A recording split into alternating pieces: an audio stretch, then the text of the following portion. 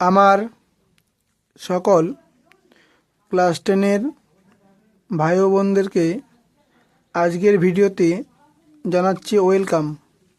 তো চলো শুরু করছি আজকের ভিডিওটা। আজকে আমরা কি করব? আজকে আমরা করব তোমাদের ক্লাস 10-এর তোমাদের ম্যাথামেটিক্স মানে অঙ্কের কোষে দেখি 2 চ্যাপ্টারটাতে রয়েছে সরল সুদ কষা। এই অধ্যায়ের আজকে করছি আমরা পার্ট 3।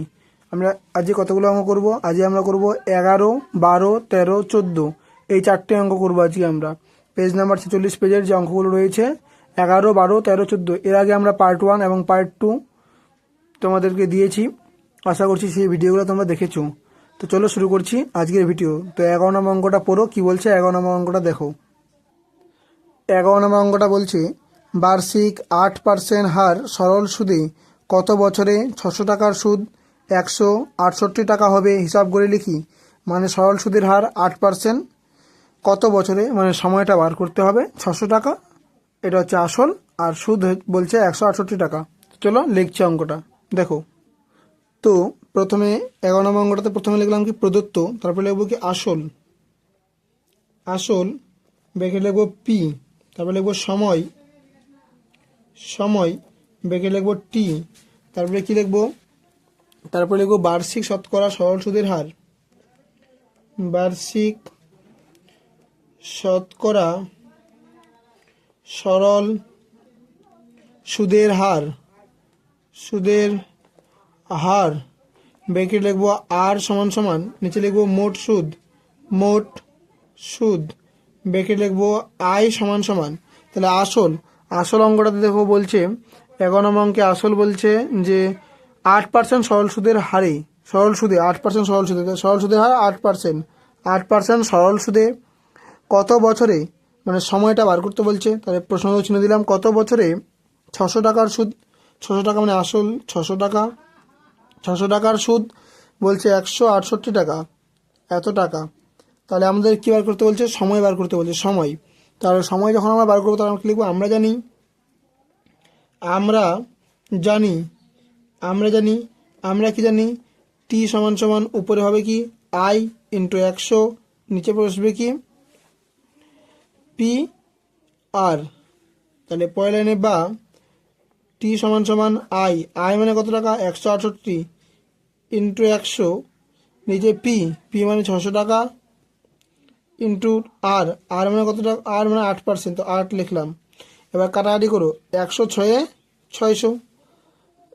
এবার দেখো তো এটা দিয়ে এটাকে কাটা যাচ্ছে নাকি, আমরা 2 দিয়ে কাটলাম, হ্যাঁ 2 3 6, 2 8 16, 2 4 8। আবার কাটাকাটি করা যাচ্ছে নাকি, 3 2 6, 3 দিয়ে এটাকে কাটে দাও, 3 2 6 ছিল 8 2, আচ্ছা 24, 3 6 18 3 7 21 3 8 24, তাহলে পেলাম 28। তাহলে আর দেখো কাটাকাটি করা যাবে, যাচ্ছে না। তাহলে কী হলো, স্মল টি সমান সমান হলো উপরে 28, নিচে পড়ে থাকলো শুধু 8। এবার উপরে বড় সংখ্যা নিচে ছোট সংখ্যা, তো আমরা কী করবো অঙ্কটাতে, উপরে বড় সংখ্যাটাকে ভাগ করে দেবো 8 দিয়ে।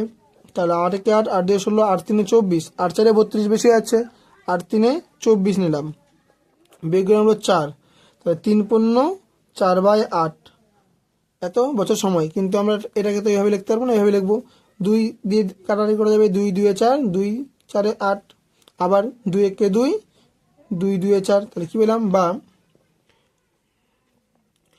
টি সমান সমান 3 পূর্ণ 1/2, টিটা কী হয় বছরে লিখি, তাহলে বছর, তাহলে 1/2 বছর মানে কি 3.5 বছর, 3 পূর্ণ 1/2 বছর মানে 3.5 বছর। তাহলে লেখা হতে নির্ণীয় সময়, নির্ণীয় সময় তুমি যদি লেখো 3 পূর্ণ 1/2 বছর তাও ঠিক হবে, অথবা যদি লেখো এরকম 3 বছর 1/2 বছর মানে কি 6 মাস, 6 মাস তাও হবে। এটা হচ্ছে উত্তর। দেখো পুরো অঙ্কটা একবার দেখে নাও, দেখতে পাচ্ছ? আশা করছি পুরো অঙ্কটা স্পষ্ট হবে। তোমার খাতায় টুকে নাও অথবা স্ক্রিনশট নিয়ে নাও। এরপরে 12 নম্বর অঙ্কটা দেখো কি বলছে।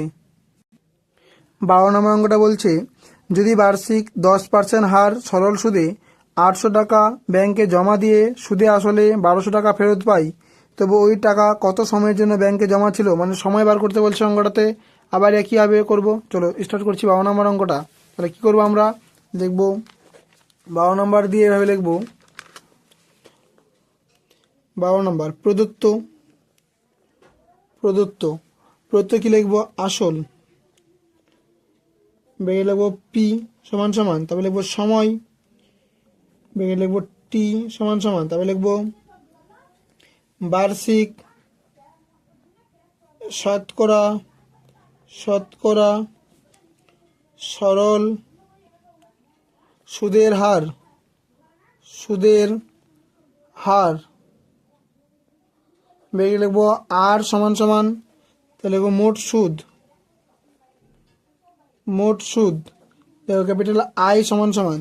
তাহলে অঙ্কটাতে কি বলছে? অঙ্কটাতে বলছে যদি বার্ষিক 10% হার সরল সুদে, তাহলে সরল সুদের হার 10% লিখে দিলাম। 10% হার সরল সুদে 800 টাকা ব্যাংকে জমা দিয়ে, ব্যাংকে জমা দিয়েছে 800 টাকা, তাহলে লিখলাম আসল 800 টাকা। ব্যাংকে জমা দিয়ে সুদে আসলে 1200 টাকা পাইছে, তাহলে সুদে আসলে পেয়েছে 1200 টাকা। এটা সুদ আসল, সুদ আসল থেকে আমরা আসলটা বাদ দিব, তাহলে সুদ পড়ে থাকবে বিয়োগ 800, তাহলে 400 টাকা। তো 400 টাকা কী হলো? সুদ।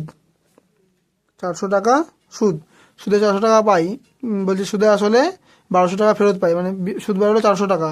তবে ওই টাকা কত সময়ের জন্য ব্যাংকে জমা ছিল, কত সময়, তাহলে সময়টা বার করতে হবে। তাহলে সময় আমরা অঙ্কটাতে বার করছি, তাহলে কি লিখব? আমরা জানি, আমরা জানি, আমরা জানি, আমরা কি জানি? টি সমান সমান উপরে কি লিখবো? আই ইন্টু 100, নিচে কি লিখবো? P R. ঠিক আছে, দেখো অঙ্কটা কীভাবে হবে এবার। বা টি সমান সমান উপরে বলছে আই, আইটা কত বলছে? 400, লিখে দিলাম 400 ইন্টু 100, আর নিচে হচ্ছে পি, পি কত? পি 800 টাকা, যে 800 ইন্টু আর, আর কত? 10, 10 লিখলাম। হ্যাঁ, 400 2 800, 2 50 100, 10 5 50, তাহলে টি পেলাম কত? 5। তাহলে বা টিতে আমরা কি লিখি? বছর, তাহলে 5 বছর। তাহলে অতএব নির্ণীয় সময়, তাহলে অঙ্কটা দেখো, অতএব নির্ণীয় সময়, নির্ণীয় সময় 5 বছর, নির্ণীয় সময় 5 বছর। দেখে নাও অঙ্কটা, পুরো অঙ্কটা দেখতে পাচ্ছ আশা করছি। যদি কোনো অঙ্কে কোনো জায়গায় কোনো রকম প্রবলেম হয় তো আমাদের জন্য কমেন্ট বক্স খোলা রয়েছে, কমেন্ট করো, আমরা চেষ্টা করবো তোমাদের কমেন্টে রিপ্লাই দেওয়ার। এরপরে অঙ্কটা দেখো, 13 নম্বর অঙ্কটা দেখো কি বলছে। 13 নম্বর অঙ্কটা বলছে কোনো মূলধন একই বার্ষিক শতকরা সরল সুদের হারে, মানে মূলধনটা সরল সুদের হার যদি একই থাকে, তাহলে 7 বছরে সুদ এবং সুদ আসলে হয় 7100 টাকা, আবার 4 বছরে সুদ এবং সুদ আসলে হয় 6200 টাকা। তাহলে মূলধন কত টাকা ছিল আর সুদের হারটা কত ছিল? দেখো তাহলে 13 নম্বর অঙ্কটা স্টার্ট করছি। তাহলে অঙ্কটাতে কি বলছিল? বলছে আসল, অঙ্কটা যেরকম বলছে না, কোনো মূলধন একই বার্ষিক শতকরা সরল সুদের হারে 7 বছরে সুদে আসলে 7100 টাকা। তার মানে কি আছে? এখানে আসলও আছে সুদও আছে। তো লিখবো অঙ্কটাতে আমরা এরকম, আসল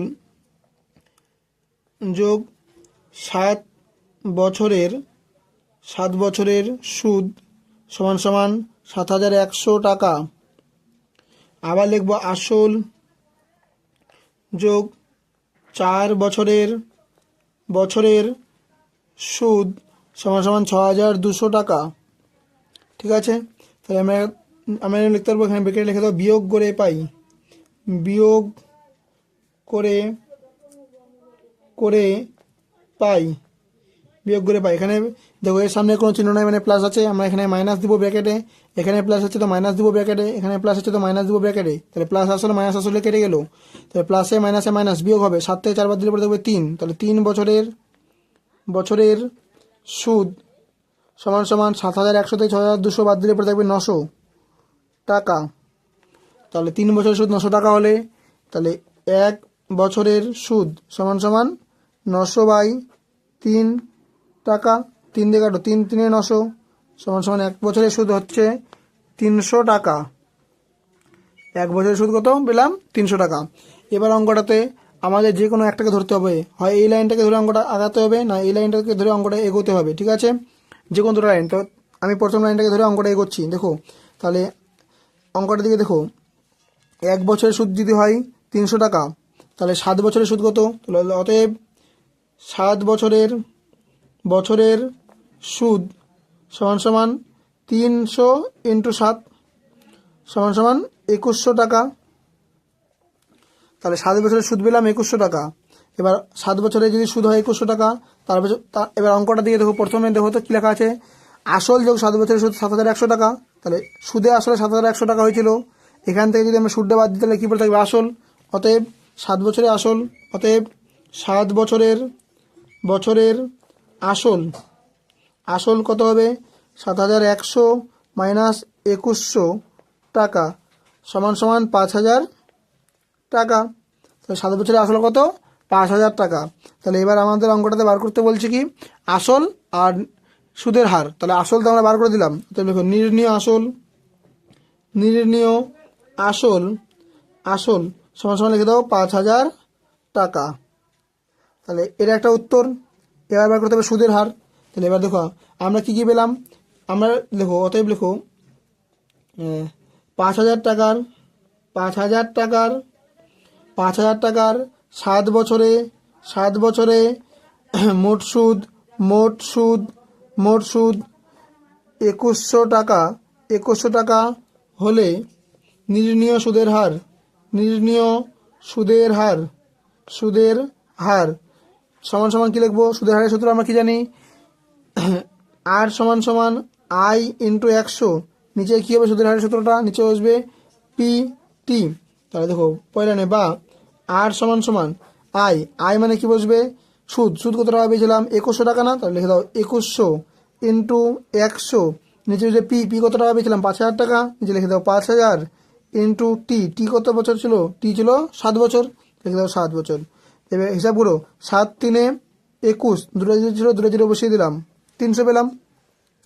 এবার এখানকার দুটো জিরো কেটে দিলাম, তাহলে নিচে পড়ে থাকলো 50 কতই 300, 50 6 300। তাহলে বা আর সমান সমান পেলাম 6%, আর সমান সমান 6%।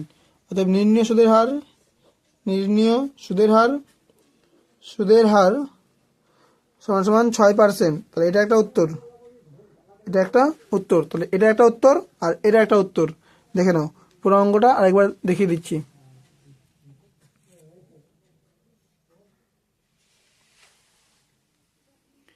আশা করছি অঙ্কটা বুঝতে পারছো। যদি কোনো প্রবলেম হয় তো কমেন্ট করো, আর যদি বুঝতে না পারো তো ভিডিওটাকে স্টপ করে আবার দেখে নাও, তারপরে বুঝিয়ে যাবে, আশা করছি বুঝিয়ে যাবে।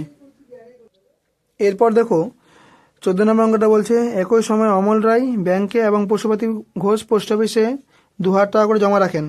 দুজনেই 2000 টাকা করে জমা রাখছে। 3 বছর পর সুদ সহ অমল রায় ব্যাংক থেকে পাইছে 2360 টাকা, আর পশুপতি ঘোষ পোস্ট অফিস থেকে পাইছে 2480 টাকা।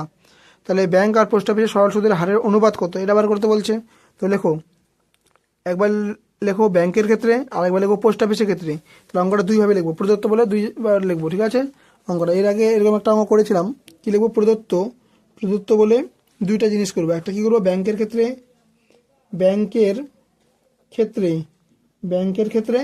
আর একটা লিখবো পোস্ট অফিসের ক্ষেত্রে। পোস্ট অফিসের ক্ষেত্রে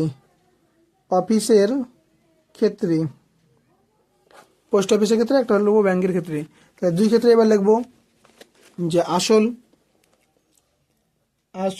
ব্যাগে লিখবো পি সমান সমান, তাহলে লিখবো সময় ব্যাগে লিখবো টি সমান সমান, তারপরে লিখবো মোট সুদ কি লিখবো আই সমান সমান, আর লিখবো বার্ষিক শতকরা সরল সুদের হার, বার্ষিক শতকরা সরল সুদের হার ব্যাগে লিখবো আর সমান সমান। তারপরে এদিকেও আবার একই জিনিস, আসল ব্র্যাকেট লিখবো পি সমান সমান, তারপরে লিখবো সময় ব্র্যাকেট লিখবো টি সমান সমান, তারপরে লিখবো মোট সুদ ব্র্যাকেট লিখবো আই সমান সমান, তাহলে লিখবো বার্ষিক শতকরা সরল সুদের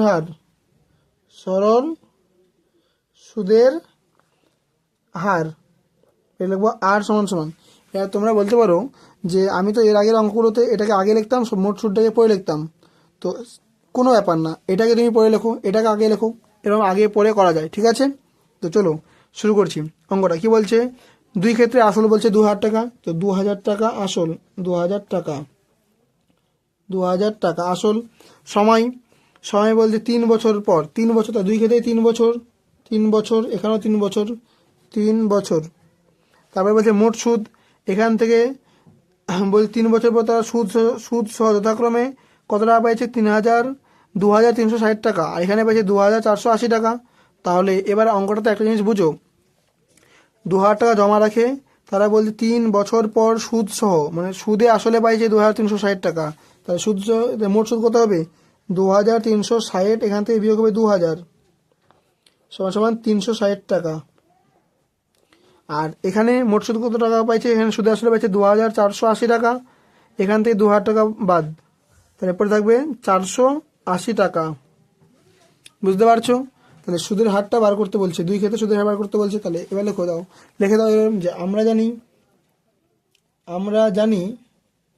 আমরা কি জানি, ক্যাপিটাল স্মল আর সমান সমান I into 100, capital I into 100, নিচে পিটি। এখানেও সেম, আর সমান সমান ক্যাপিটাল আই ইন্টু 100, নিচে বসবে পি টি। তাহলে এবার অঙ্কটা সূত্রগুলো বসাচ্ছি, দেখো, বা আর সমান সমান আই মানে কত বলছে, আই মানে 360, 360 ইন্টু 100, নিচে পিটি, পি মানে 2000, ইন্টু টি মানে 3 বছর। তাহলে কাটাটি করলাম, এই দুটো জিরো কেটে দিলাম, একটা জিরো কাটলাম, এই 2 দিয়ে কাটলাম, 2 18 36, তাহলে 3 6 18, তাহলে বা আর সমান সমান নিলাম 6%, আরটা কি লিখি, পার্সেন্টেজে লিখি, পার্সেন্ট লিখলাম। এবার এখানে দেখো কি পাচ্ছি, বা আর সমান সমান আই মানে পেয়েছি আমরা 480 ইন্টু 100, নিচে কি আছে পি মানে 2000, আর টি মানে 3 বছর। তাহলে এই দুটো জিরো কাটলাম, এই একটা জিরো কাটলাম, এবার 2 দিয়ে কাটলাম 48কে, 2 4 2 4, 2 4 8, 2 24 48, 3 দিয়ে 24কে কাটো, 3 7 21, 3 8 24, তাহলে 8। তাহলে বা আর সমান সমান 8%। তাহলে এখন ব্যাংকের ক্ষেত্রেও, ব্যাংক ও পোস্ট অফিসের ক্ষেত্রে সরল সুদের অনুপাত কি লিখবো, অনুপাত বার করতে বলছে না, লেখো ব্যাংক ও পোস্ট অফিসে সরল সুদের অনুপাত, সরল সুদের অনুপাত সমান সমান 6:8। তাহলে এটা কাটাটি করতে যাবে, 2 3 6, 2 4 8, 3:4, এটা হচ্ছে উত্তর।